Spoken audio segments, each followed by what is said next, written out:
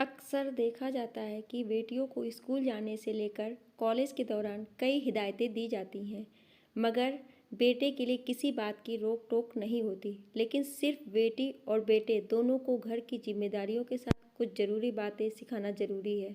ना सिर्फ घर के काम बल्कि बेटे को भी बड़ों व लड़कियों का आदर सम्मान करना सिखाना चाहिए।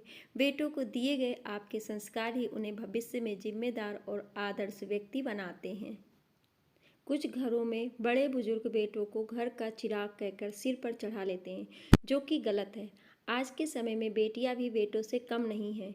ऐसी बातें सुनकर बेटे बिगड़ जाते हैं, इसलिए बेटों को घर का चिराग कहकर सिर पर चढ़ाना गलत होगा।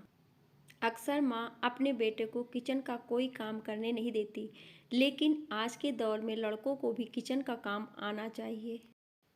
अगर आप चाहती हैं कि समाज में औरत की स्थिति बेहतर हो, तो अपने घर में बेटे से शुरुआत करें। उन्हें सिखाएं कि घर या बाहर कैसा व्यवहार करना है। उन्हें नारी का सम्मान करना सिखाएं।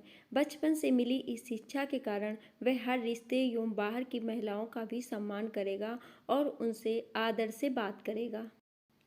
अक्सर माता पिता अपने बेटों को कहते हैं कि मर्द रोते नहीं, लेकिन इमोशनल कोई गलत बात नहीं है। ऐसा करके आप बच्चे को कठोर बना देती हैं और फिर वह किसी और की भावनाओं को भी नहीं समझता।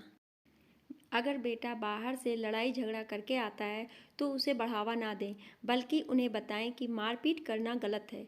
बेटे को भी खुद के कपड़े धोना, बाहर से सामान लेना, खाना बनाना जरूर सिखाएं, ताकि अगर उसे पढ़ाई या काम के लिए घर से दूर जाना पड़े तो किसी तरह की मुश्किल ना हो। अगर बेटा छोटा है तो उसे छोटे मोटे काम में हाथ बटाने को बोलें। उसे मार्केट से साफ सफाई के अलावा घर का सामान लाने की जिम्मेदारी दें। छुट्टियां होने पर बेटे को रसोई घर का काम सिखाएं। छोटे बड़े सभी का सम्मान करना सिखाएं। साथ ही बेटे को बताएं कि उसे मन में सभी के प्रति दया भाव रखनी चाहिए। आशा करती हूँ कि ये कहानी आपको पसंद आई होगी तो लाइक, शेयर और सब्सक्राइब ज़रूर करें और कहानी में आपकी क्या राय है हमें कमेंट करके ज़रूर बताएं। Thank you.